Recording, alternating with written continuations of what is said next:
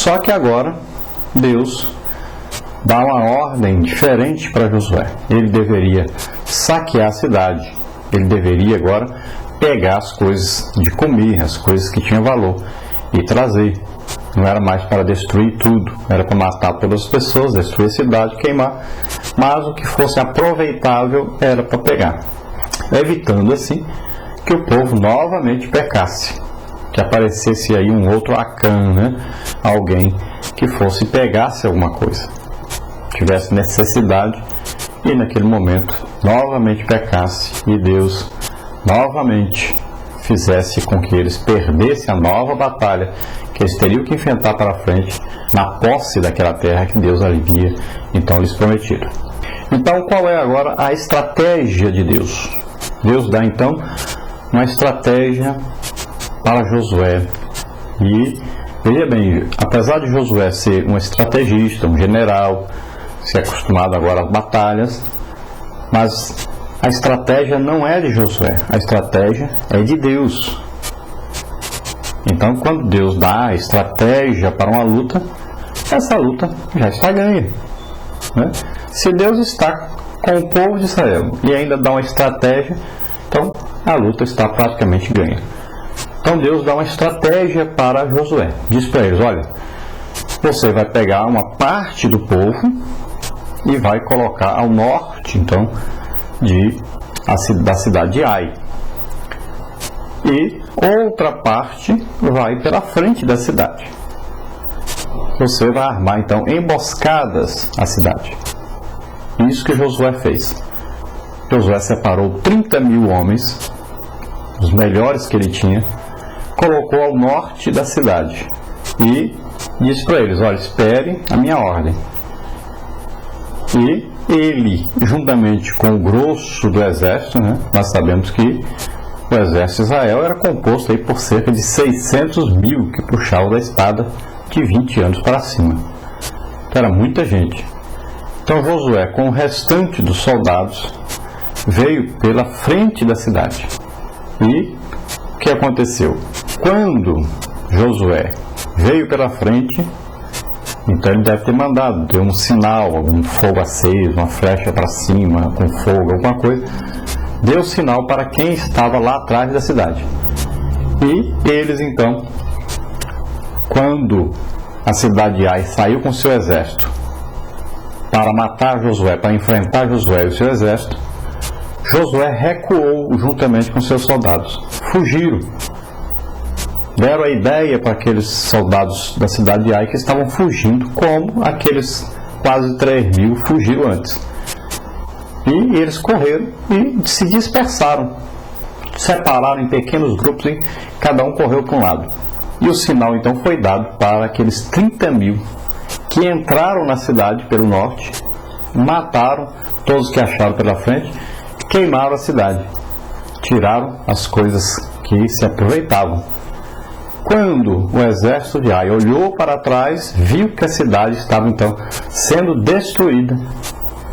E nessa hora então Josué pararam então de correr, Josué e o exército de Josué, e foram então enfrentar o exército de Ai, que já estava desesperado porque a sua cidade já havia sido destruída. E da cidade então, aquele próprio exército que invadiu a cidade, aqueles 30.000 homens, vieram também ao encontro dos soldados de Ai. Então eles ficaram presos entre dois exércitos e assim todos eles morreram, pereceram naquela guerra. Israel mais uma vez foi vitorioso porque agora confiou no Senhor, consultou o Senhor primeiro, teve a estratégia do Senhor para vencer aquela guerra.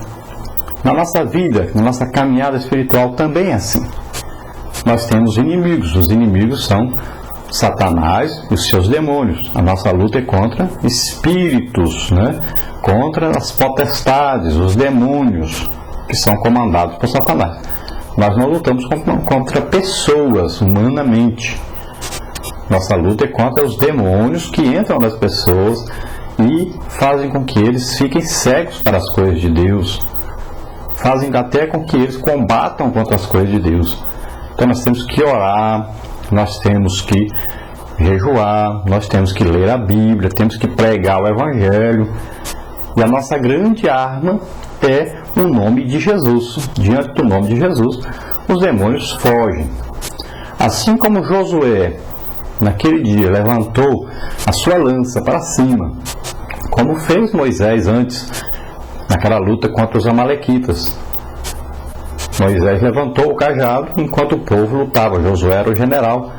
E enquanto Moisés estava com a mão para cima, o povo de Israel prevalecia contra Amaleque e venceram a luta.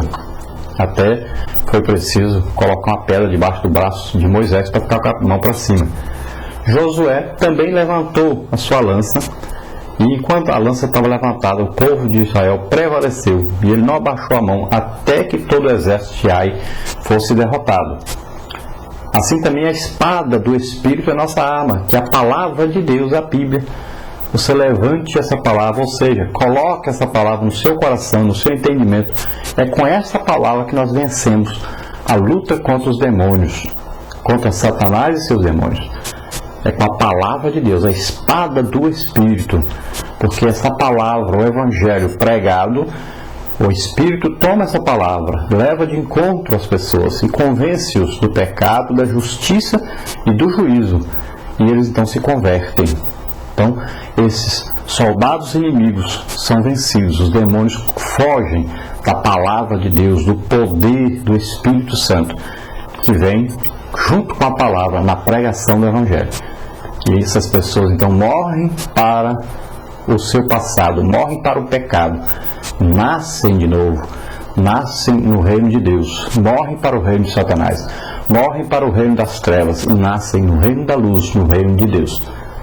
É isso que nós fazemos. O exército de Deus, a igreja, marcha unida, vencendo esses inimigos através da pregação da palavra de Deus, usando aí o nome de Jesus, a arma mais poderosa, usando então também a espada do Espírito, que é a arma de combate, que vai vencer os inimigos, que vai afastar os inimigos. Lembrando de usar sempre a armadura. Temos aí, né, Efésios falando sobre isso. Temos aí uma armadura. O soldado deve usar armadura, porque senão ele vai acabar tombando no meio da guerra, vai acabar perdendo a guerra. Então mantenha sempre aí a salvação fixa. Nós temos a salvação em Cristo Jesus, né? Nós temos aí que lutar, mas sempre usando a justiça, né? Calçar os nossos pés na preparação do Evangelho. Como é que você vai usar o Evangelho como arma de guerra contra Satanás e seus demônios se você não conhece o Evangelho, se você não lê e não estuda a palavra de Deus? Então é preciso estar preparado para essa batalha. Vamos vencer essa batalha usando sempre o nome de Jesus, a espada do Espírito, que é a palavra de Deus. Glória a Deus. Nós temos aí na nossa lição também um segundo momento que vai falar sobre o altar que Josué erigiu a Deus. Vai falar do monte Gerizim. Aí em Josué capítulo 8 diz assim, versículo 30: Então Josué edificou um altar ao Senhor Deus de Israel no monte de Ebal, como Moisés, servo do Senhor, ordenou aos filhos de Israel, conforme o que está escrito no livro da lei de Moisés, a saber, um altar de pedras inteiras, sobre o qual se não mover a ferro. E ofereceram sobre ele o holocausto ao Senhor e sacrificaram sacrifícios pacíficos.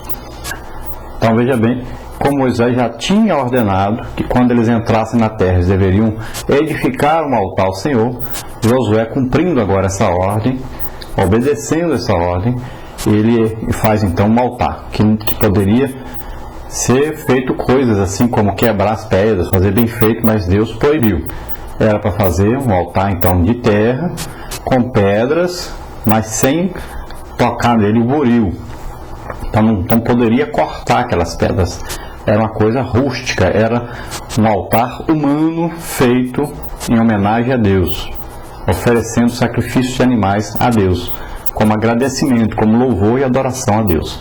Versículo 32 diz: Também escreveu ali em pedras, uma cópia da lei de Moisés, que já tinha escrito diante dos filhos de Israel.